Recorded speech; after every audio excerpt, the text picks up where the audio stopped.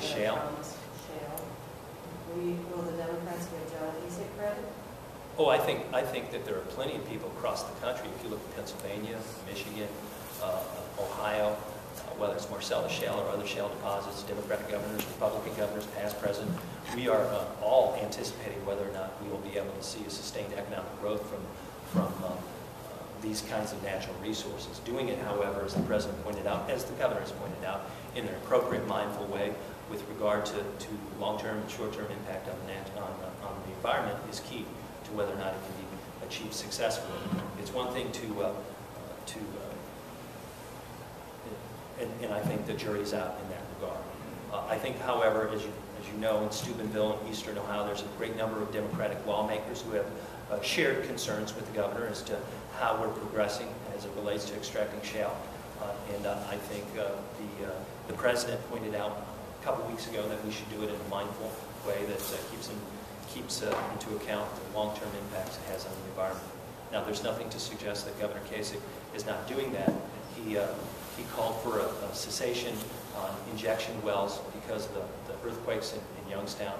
From a political standpoint, you didn't see a reaction, a negative or a positive reaction from us because it's important to collect the evidence before we respond. And in this case, calling for an immediate cessation on those injection wells allows us through the Department of Natural Resources to find out and gather additional information as to why those earthquakes occurred. Chairman, geological survey, I would say.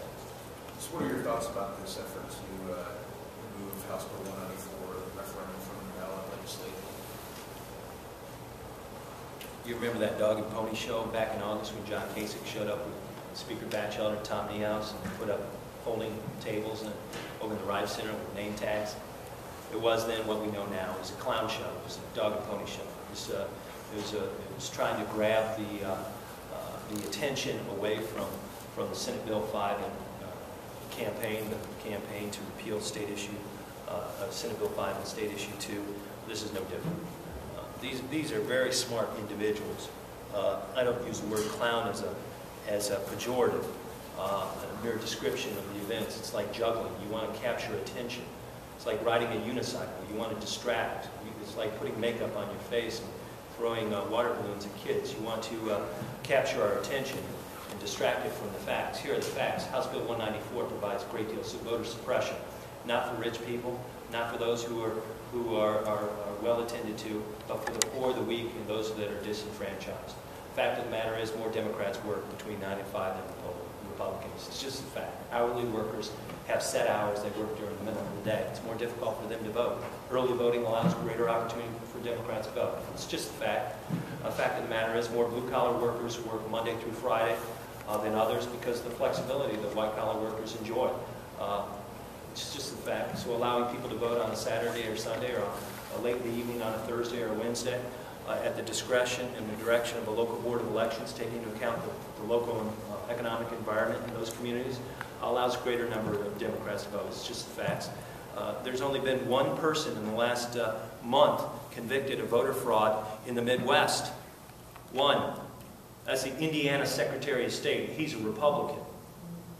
The fact of the matter is it's about voter suppression. It's about winning a presidential race and hoping there's bleed-down ticket to affect Senator Brown's campaigns for the state legislature. Now, they've drawn districts, so the Democrats who win the primary are going to win the general.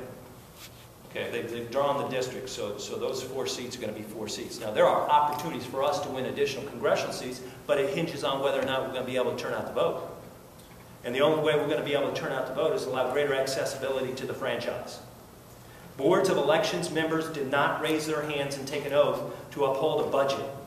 They upheld the oath to make the franchise available in accordance with the Constitution to not just Republican voters, but to every voter. It's political rubbish what is occurring today with regard to House Bill 194, plain and simple. It's about winning a presidential race at no expense.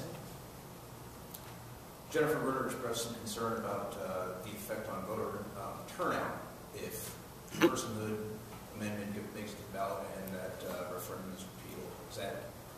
Do you agree with her? You know, I suspect there's a lot of Republicans who found religion in, of course, the last several weeks thinking about the personhood amendment making the ballot or right to work making the ballot. The fact of the matter is they're going to work very hard to ensure that both those initiatives do not make the ballot. There's not a Republican in this state that I've worked with over the course of the last 10 years in the legislature and beyond who want those pieces of legislation on the ballot, because they understand it motivates Democrats, it motivates women, it motivates those of us who care deeply about these issues to come out and vote.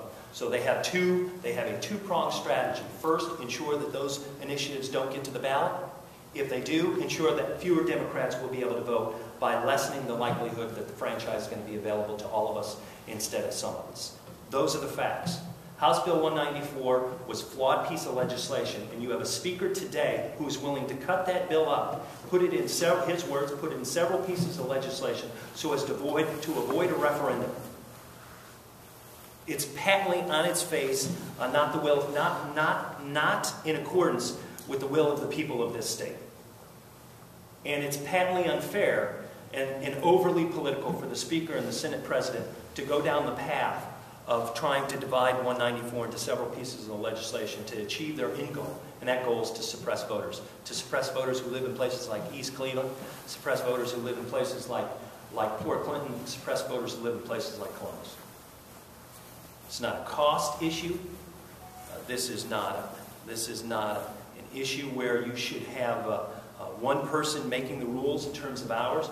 This is about voter suppression and winning a presidential race, plain and simple.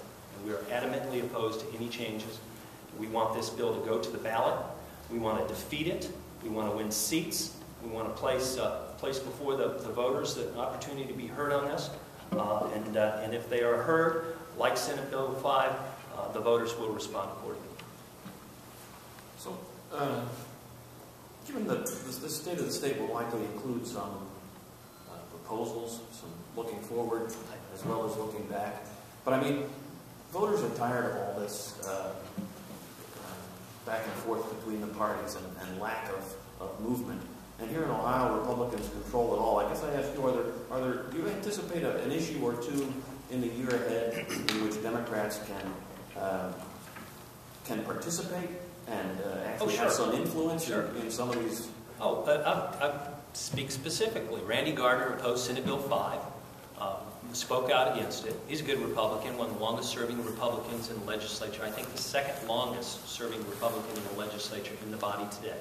And just announced that he'd like to see a Marshall Plan for ensuring Lake Erie's health and welfare. Now, the Marshall Plan, as we know, was a plan that was implemented by a Democratic president and was funded with the support of the American people.